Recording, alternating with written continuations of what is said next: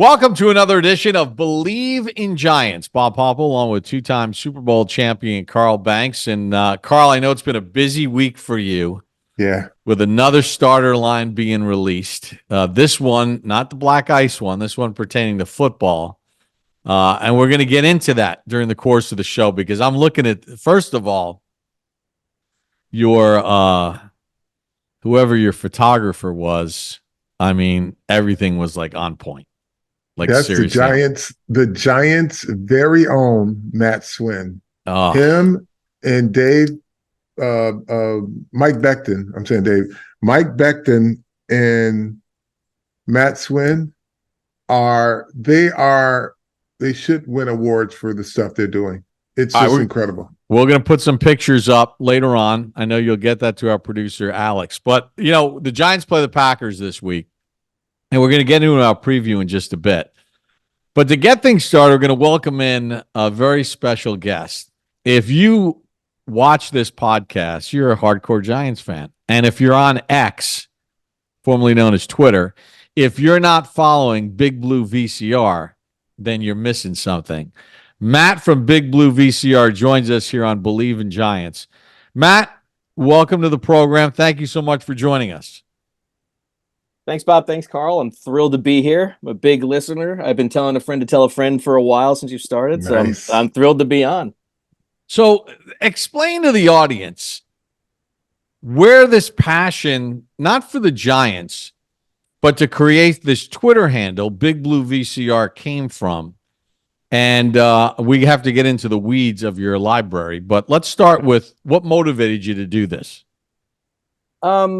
Really, it was a combination of boredom and looking for something to do, especially during the pandemic when we were all kind of like home once it hit, and a lack of things to see and do, especially like as it was first kind of like settling in.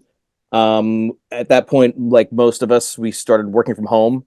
And for many years, you know, I have been, you know, collecting and taping Giant games, and then I spent time converting them all onto these, you know, digital format and putting them on hard drives. But I was always working. I was commuting into the city and stuff like that. So I'd be able to see the stuff on the weekends and whatnot when I had some time. But when we were home, there was nothing. There was a whole lot of nothing to do.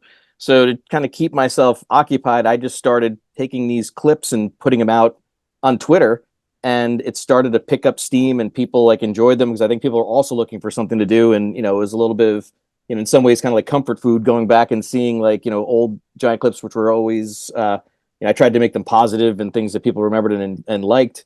And I didn't really know anything about, you know, Twitter. It was called Twitter at the time. Like I wasn't a big Twitter person. I had the account created just to kind of like follow news and stuff, but I started to get more active. Then I started tagging players and personalities, and they started interacting, and it just kind of fed on itself. And as I got more feedback from the players and fans and others, I started, you know, they asked for old clips and I would find them and put them up, and then it would just kind of grew from there.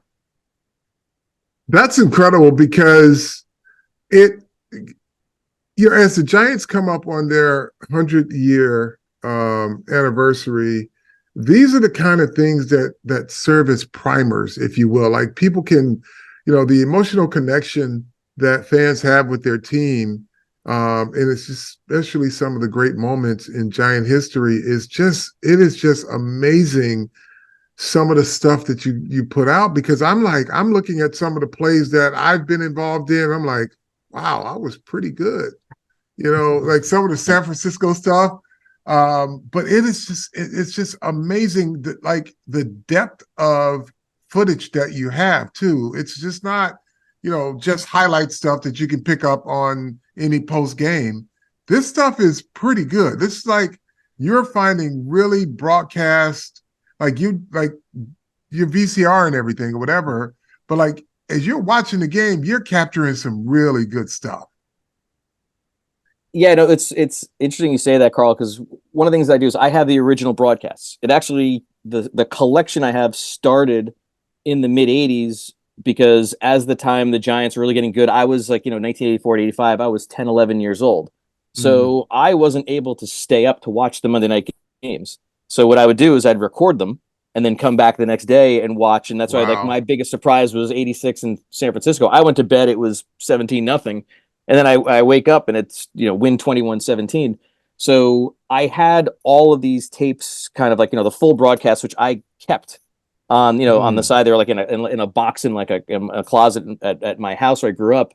And I remember my mother saying to me a few years back, she's like, Matt, I'm going to throw these things out. And I'm like, no, don't throw them out. I'll take them. And then I took them and I started converting them. And then that's when I found there's this like group of, passionate, not only Giant fans, but other NFL fans of old footage they would keep. And I Yeah. started trading tapes and everything. And I now have about 840 Giant games, believe it or not, like Wow. full broadcasts going back in some cases even to the late 60s that I was able to convert.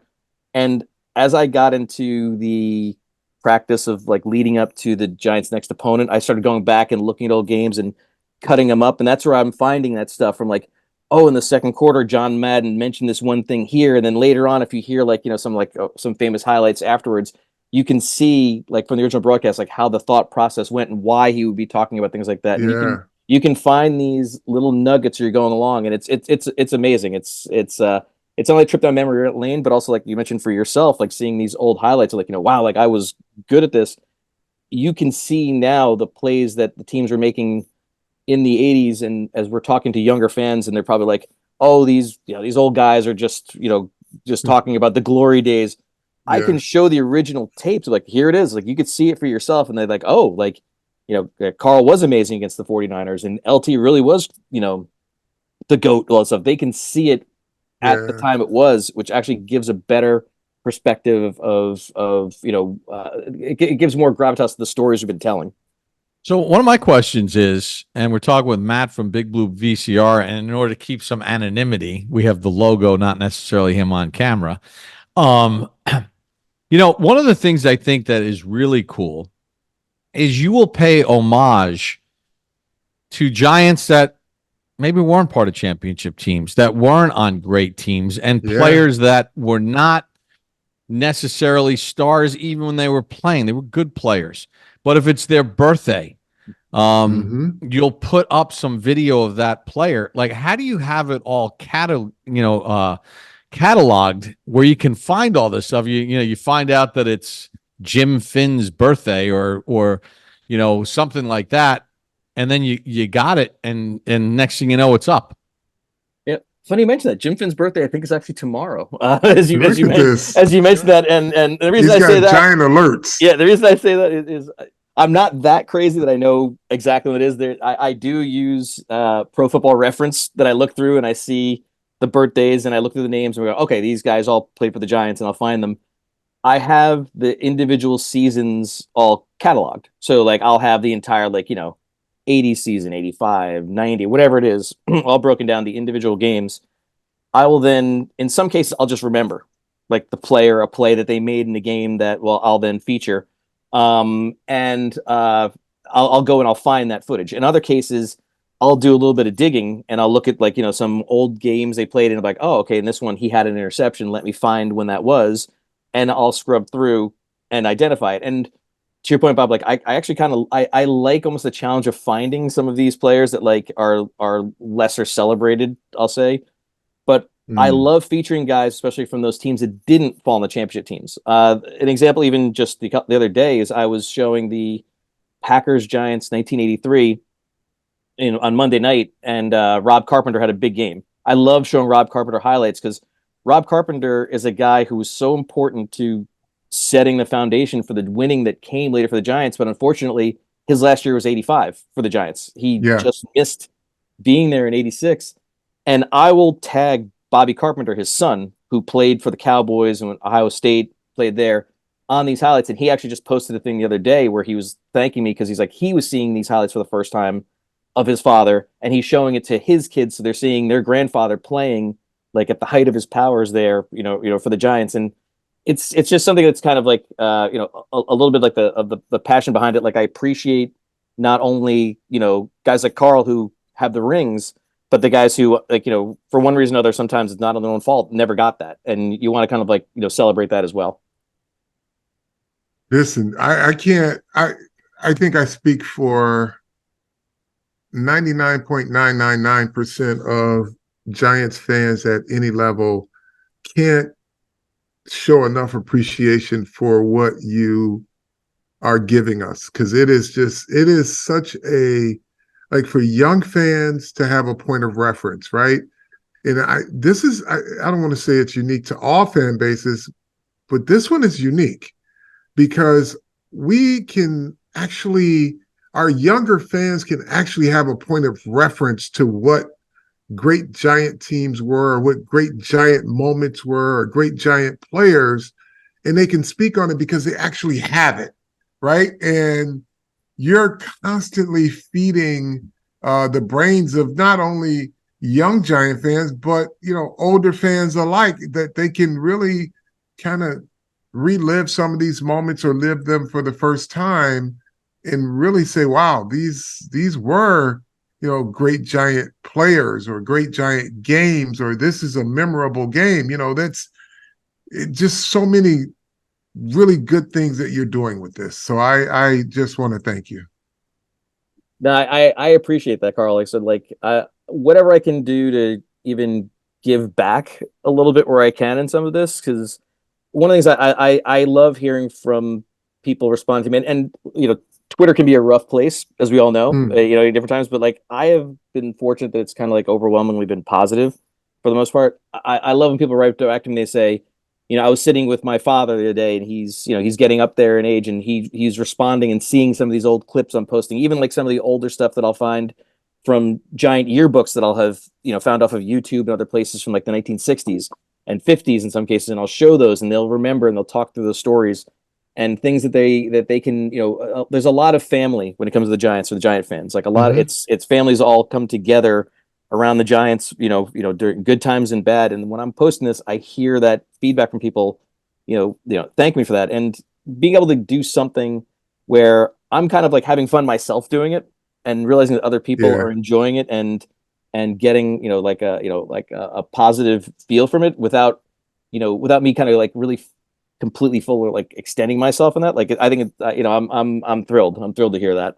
And you're doing it out of passion, right? I mean, there's no business in this, right? It's not like you're monetizing it in any which way. You're just doing it because you love it.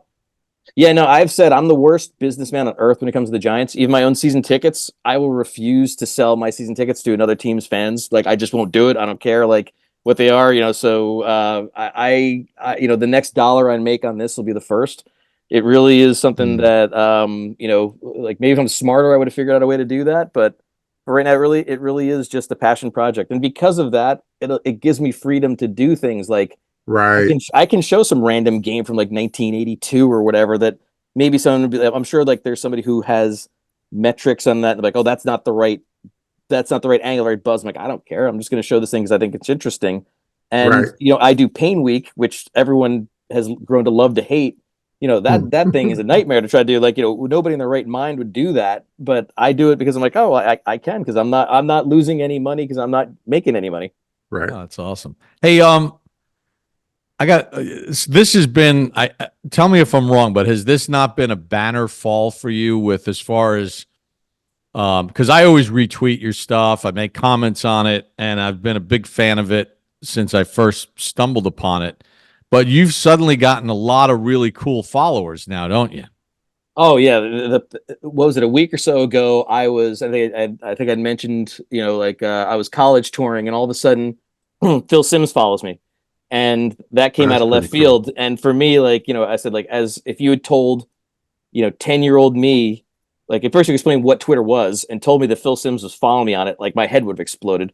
And then I just took I decided to sort of take a Hail Mary and just sent the thing to Eli Manning. Where I was hey, Eli, I have Phil Simms, Kerry Collins, Danny Cannell, Dave Brown, David Carr, even Fran Tarkenton follows me. I'm I have all these old Giant quarterbacks. I'm you're not following me, and your center is too, Sean O'Hara. So come on. And then all of a sudden he follows. So it's a thrill for me to see that. And what I love also is, especially, and Carl, you've done it too, when a lot of these ex-players will chime in on the videos and stuff I show, and they'll explain a little more behind the plate what's going on there. You've done it, Tiki's done it, Mark Collins is great with that. Pepper, Eli's done it a couple of times. So Phil Simms. Oh, that's awesome. So it's really cool.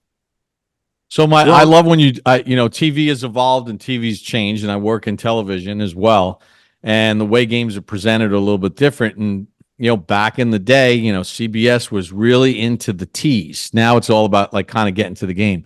And you air some of these like game opens that are absolute classics. And me, as someone who works in television, I'm also kind of observing how it's not done now and how it was done then. And I understand why it was done when those were heavily produced pieces, but you'll air those sometimes as well, which are really cool because it kind of puts things in perspective. But my question for you regarding all of this, have you gotten any, because we know about the business of the world, have you gotten harassed by the NFL or the networks for using their stuff, or since you don't make any money off it, there's really nothing they can do about it? I mean, the answer is no. I've never been harassed with copyright strikes or anything like that, as I understand it. Because there's actually is a group of other teams fans that are in like the historical views of their teams, similar to what I've done with the Giants here. There's a guy who does Bills VHS. He does old Bills games. There's a New York Jets history guy. There's a guy, Love You Blue, who's got the old Houston Oilers stuff. So there's actually kind of like a group of us getting together and we talk about like, has anything happened with that for them? I have, a number of announcers and stuff who are with the different networks that follow me. In addition to yourselves, I actually have some executives from Fox that follow me on there, and nobody's done anything. So I think that I think they're just sort of enjoying it as a curiosity. Maybe the fact that I'm not making money on any of this stuff is something they're like, okay, well, whatever. Like, this is just some guy, and it's interesting, and it'll probably cost them more money to get a cease and desist letter written by a lawyer than whatever I'm costing them. So they're probably like, just let it go. So yeah, for right now, I've been kind of going along my merry way here, and people know, like I said, I try not to, I try not to be arrogant about it. I try not to shove it in his face. I try to just people seem to enjoy it, and I'm just kind of going along doing it. Well, Matt, we appreciate you taking a couple minutes and Thank sharing you. with Keep our up the good audience. work. Yeah, and keep the content rolling. I know you're gonna have a few more Packers week stuff out there. Maybe Lynn Dickey getting crushed by somebody or whatever. But we appreciate you taking a couple of minutes to join us here on Believe in Giants. Great. Thanks, Bob and Carl. I enjoyed it. Thank you. Love it. Love the podcast. I will be there on Monday night. I'll wave for my section 124 to you guys up in the booth. And if I see you on the field before the game, I'll shout something. But thanks for having me. All right, great having you on. That's Matt from Big Blue VCR. It's actually Bill Parcells with a voice changer, as you can see. Yeah. It's phenomenal. Matt, thanks so much for joining us. So that sets the stage, Carl, for this run up for the Giants and Packers, right? Giants are coming off their bye. Earlier in the week when we were taping the podcast with Jonathan Vilma, which, by the way, I want to thank Jonathan for coming on, because that was masterclass stuff and our fans really enjoyed it. Tommy DeVito, Daboll announced that Tommy DeVito was going to be the starting quarterback for the Giants for this week's game. And I think it's the smart play, right? I mean, Tommy DeVito is the first quarterback in the common draft era as an undrafted rookie free agent quarterback to have a passer rating of over 100 in back-to-back games. He's won as many games as Tyrod Taylor and Daniel Jones have won combined. He kind of earned the right to give it another shot. And I think Daboll, the right, because what's the worst case scenario? He doesn't play well and you bring Tyrod off the bench. Yeah, so I was just going to say that it's not like Tyrod didn't make the traveling squad, if you will, like if it were college. He got his uniform. Tyrod Taylor is a consummate pro and an ultimate teammate. So personally, I'm sure he's disappointed because he feels that he can help the team. But I will guarantee you he will help Tommy DeVito be his best self on Monday night as a backup quarterback with way more experience. He will give Tommy every nugget he has to make sure that his team is successful. So, yeah, I mean, I can see where he's bummed because he's paid to be a backup quarterback, and his time is now. The other guy is behind him, DeVito, but, you go with the hot hand, and if that hot hand gets cold, you got Tyrod who's going to come in and do his best job. Let's talk about what Tommy DeVito's facing, right? The Packers have won 3 in a row. Their last 2 wins have been against teams that have at least 8 wins. So it's not like they're beating the lower level teams of the NFL. They beat the Lions on Thanksgiving, then they came back and they co-signed it with a home win on Sunday Night Football against the Kansas City Chiefs. And Carl, we don't have to get into the Jordan Love part of it yet and the offense and his maturation. Let's talk a little bit more about them defensively, because they got a kid from New Jersey and Rashawn Gary who gets after the quarterback. Preston Smith can get after the quarterback. Yeah. The middle linebacker, like, they have a lot of talent across the board on the defensive side of the ball, and their numbers defensively are pretty impressive. I mean, they are 9th in the NFL in points allowed, and they have not allowed more than 24 points since week 4 this season. So what are some of the things that you saw on tape that the Giants must be aware of, and how do they go about attacking this defense? So, Bob, I think the most impressive part of what the Packers defense is that they're really good, but there are no frills. Like, you cut the tape on, so you head into a Packers game, and if you're watching TV for the last 10 weeks of the season, nobody's talking about players on the Packers defense. Nobody talks about Smith or Gary or any of these guys. But yet when you put the tape on, you're like, these dudes are legit. Like, but there's so no frills about it that they just, you got 2 pass rushers who are as effective as any in the league right now, but they're not the hype machines, right? You're not going to hear a Micah Parsons. You're not going to hear someone on their local station saying, well, he's not as good. And somebody, you're just going to cut on the tape and just watch it. And you're going to be like, this Packer defense they're pretty good. They get after it. And I think the more people are watching them, and especially coming out of that Kansas City game, you get an idea of this team has been consistently good, because there was, again, a lot of big plays in the Packers game, but they were consistent that whole game. They didn't have a lot of breakdowns. They didn't do a lot of different things. They just got after you. They get after you, and they get after you in a hard way. Offensively, as you were breaking down the film and looking at Jordan Love, as he's matured and as he's getting more comfortable, because he had a dark spot in the middle of the season. In fact, they came out publicly and said, we need to see more out of him, and he has certainly stepped it up. What was the first thing that jumped out that you and I were watching it, and it was like, I think we've seen this before? Growth. They wanted to see more growth. That's what it is, because he looks as comfortable running this offense as Aaron Rodgers. And that, again, their splash plays look like Green Bay plays, right? It's not, I don't know how, if you've watched a really good Green Bay Packers team, it just looks like plays they should be making.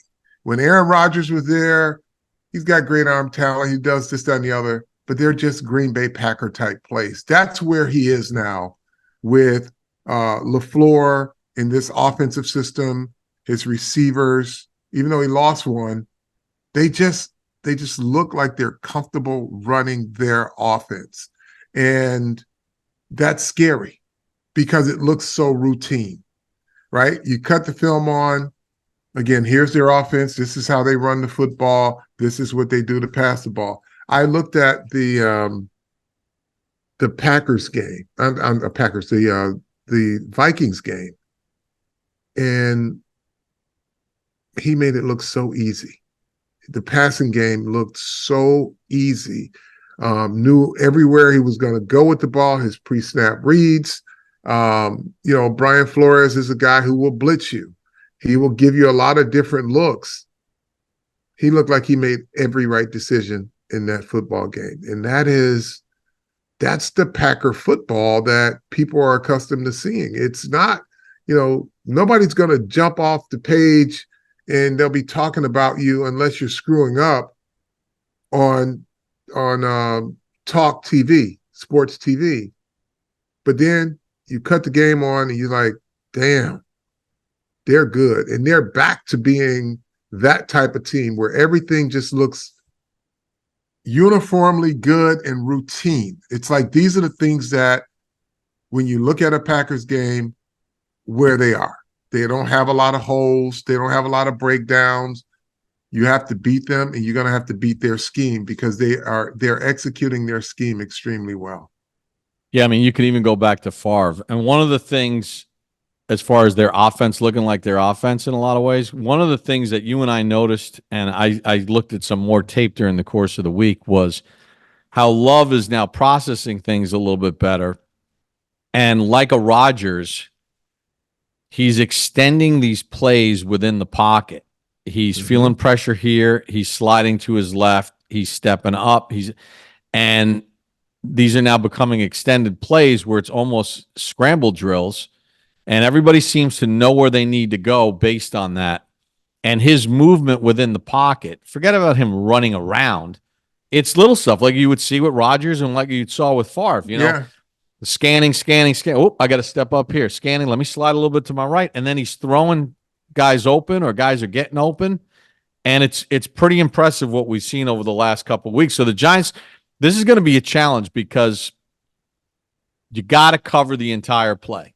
And we saw on tape some things where it was like, dude, why are you stopping covering guys? The play's still going on.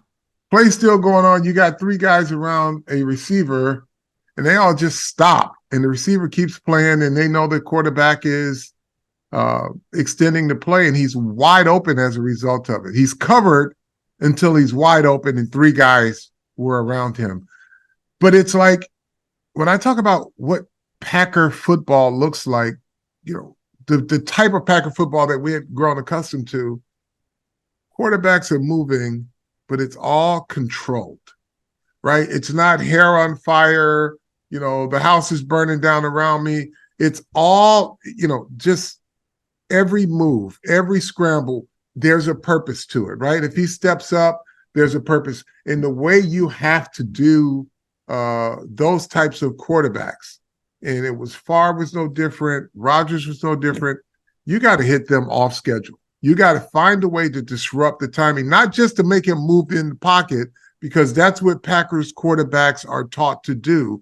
Move in the pocket, find the open receiver, and the receivers know it. You've got to start to hit them off schedule.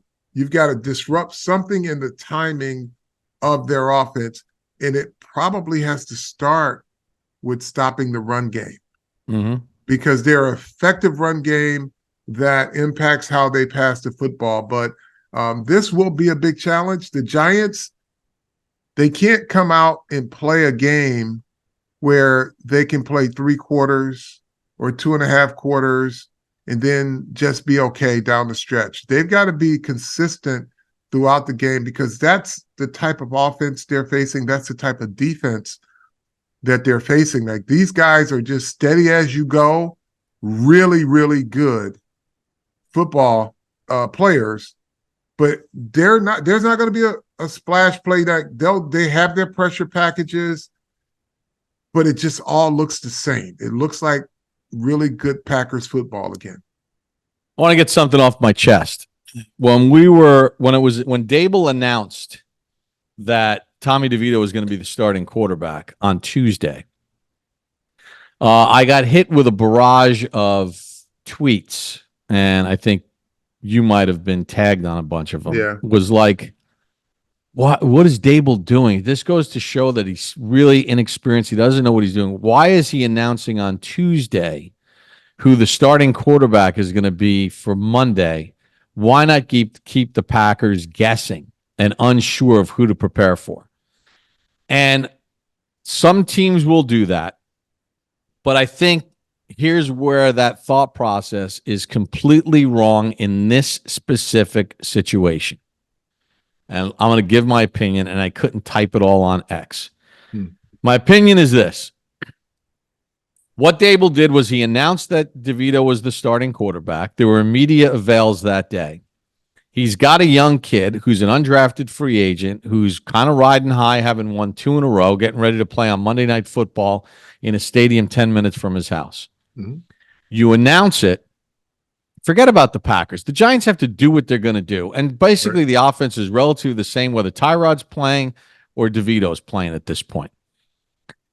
What he's done, which I think was brilliant, was let's get it out of the way. Let Tyrod's going to express his disappointment, which he did to the media.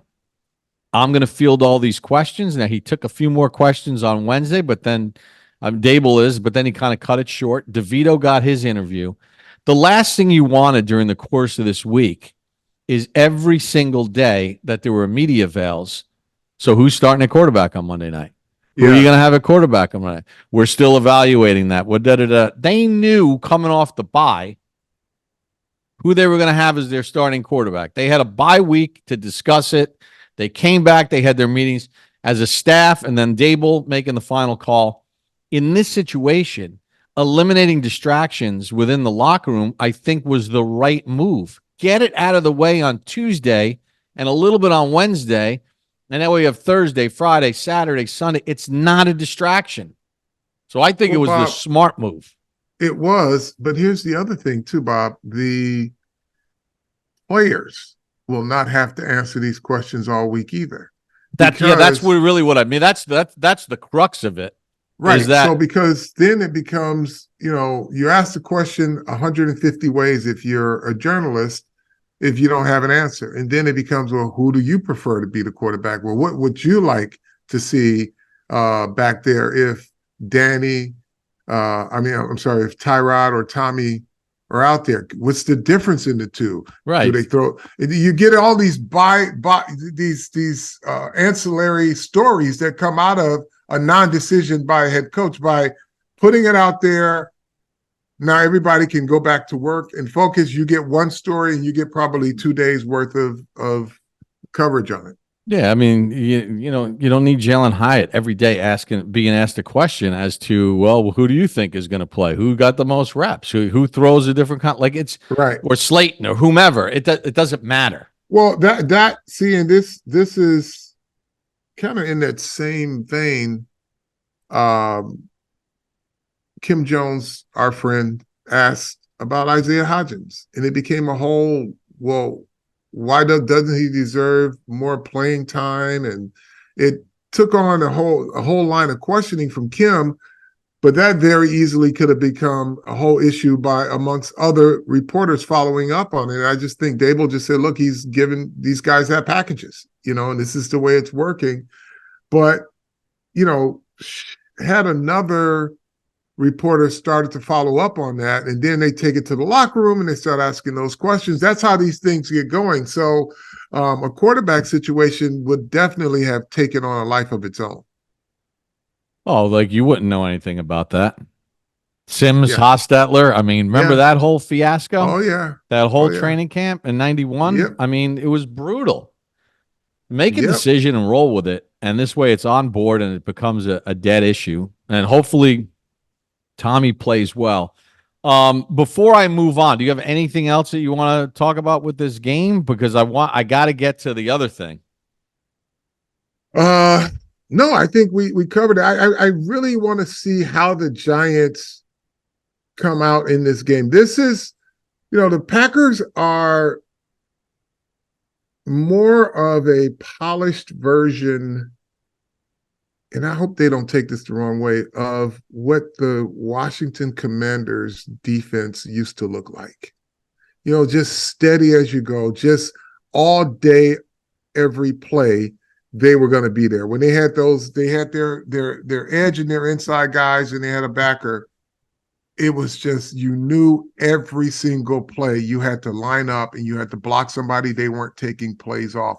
That's how I see this Packers defense and the challenge of the Giants offensive line. It's like, sometimes you got to plan for a stunt, or these guys are going to blitz this way.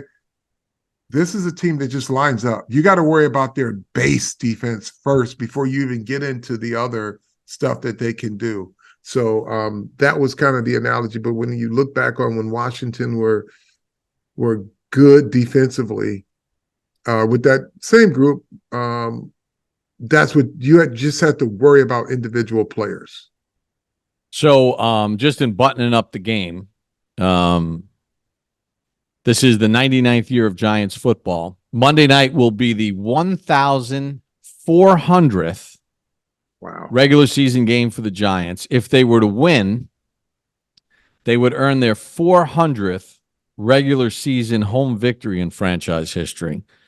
And if they were to win, they would record their 720th regular season victory. Obviously, the Bears and Packers have been around longer, so they've got more. But it kind of, there's a nice historical symmetry in their 99th year going against a franchise that's in their 104th or 105th year, 104th year. If the Giants could kind of hit those numbers against the Green Bay Packers, original teams in the NFL. Now it's the legacy game, so the Giants are going to wear the uniforms of the 80s and 90s, which Big Blue VCR has been pumping out videos of all that stuff. But there's also, earlier this week, now we talked a lot about the black ice in your NHL endeavor with Starter. And we mentioned at the beginning of the podcast, Matt Swenson, who's an elite photographer for the Giants, and Michael Becton, who shoots amazing video, and these guys are the best. Unbelievable. Yeah. Let's talk about this jacket that you got a whole lot of people wearing, and it's pretty cool, right? I mean, yeah, you got the rappers from the 80s involved in it. You got former teammates involved in it. It's LT's holding the cigar. It's awesome. Yeah. So what I wanted to do, because this was a Monday Night Football game, because that Black Giants jacket, it actually existed, people. It was another rare jacket. And you mean like the red one? Yeah, it was rare. I saw a lot of people jump on this jacket. Never existed. Oh, it existed. But Monday night was all about New York City Nights or New York City Lights. And I wanted to be able to storytell around the brand as it related to the lights, the celebrity, and what it means to play on Monday Night Football. And how I could tie all of that together, because it was during the period where music and sports, there was such a symmetry in New York City with artists, and they were big fans of the team, overt fans of the team. And so we put this whole thing together, and some of the most memorable stuff for New York City Lights was, our Bad Fellas poster, me, Pepper, and the GOAT, Lawrence Taylor. And I wanted to recreate that. And if we had to do it again in this era, we would be in Cadillac Escalades. We wouldn't be in stretch limousines, right? But we get to tell a story of then versus now. So we recreated that Bad Fellas photo shoot. And it was so cool too, because I reached out. The first person I always run stuff by is Pepper. And he's like, oh, I'm 100% down for this. And I says, do you want me to call Lawrence, or you going to call him? He said, I'll reach out and then you follow up. So he reached out, said, Lawrence says, call him. So I explained to Lawrence what we were doing, and he was so on board. He shows up. It's the funniest thing. And if you guys look at that video that's posted, number one, the love is genuine, but just like the humor, it's just some of the things that we were saying during that shoot was similar to what we were saying during the original shoot. And then I said, I want to be able to incorporate current players. And I think what kind of embodies that spirit was McFadden and Bobby Okereke. having Wow. great years. They show up in big games. And I was like, I'm going to see if they would be willing to participate in it. And both guys said yes. And we gave them their own photo shoot. And so it's a whole thing, right? Like New York City Lights is, if you can make it in New York, you can make it anywhere. And the light stays bright when you're able to win here in this town. And it was just a great period. And this jacket went on sale, and it wasn't like somebody said they must have only put 50 jackets up on sale because they sold out in an hour and 20 minutes. And it was a lot of jackets. I hope to be able to restock it, but the stadium on Monday night, they are actually at the MetLife Stadium, they have it in the store for those attending the game. And they just asked for any inventory that I was probably planning on restocking next week online, which wasn't a ton, but it was enough to, keep people going. They just reached out and like, we'll take everything you got. So folks, you stay tuned, but if you can get to the stadium, that's your best opportunity to get in on it. And the hoodie is selling out too, which is really cool. So we put together just kind of a real fun storytelling moment because we incorporated what New York City Lights were like with people who were the biggest stars in New York in one way, shape, or form. And they just happened to have an affinity for the Giants, hardcore affinity for the Giants, and happened to be really, really good dudes, and they loved the starter brand. So it was just all this whole organic fusion of culture and sport. And, we celebrated, we're celebrating 50 years of hip hop, but do you know what it's like to have two of the biggest stars or influential people in the history of a genre that happen to be major, major Giant fans, like hardcore Giants fans.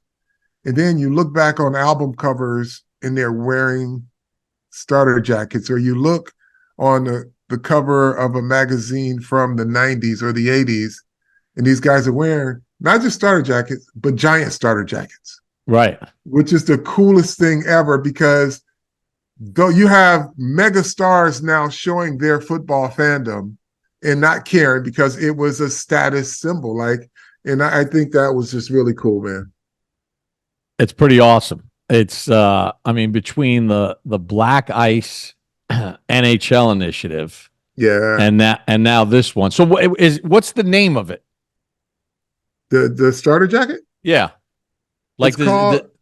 It's New York City Lights #BadFellas. So we replaced our suits in this current photo shoot. Mm-hmm. We replaced the suits in the limo with black starter jackets and black Escalades. So New York City Lights #BadFellas. It's pretty awesome. It's pretty awesome. It looks it. I think you just like we were talking with Big Blue VCR. Mm-hmm. I think it really just touches a lot of people, like seeing the band back together again. Yeah. And all that other stuff. I think it's awesome. So if you're going to the stadium, it's legacy game. It's Monday Night Football.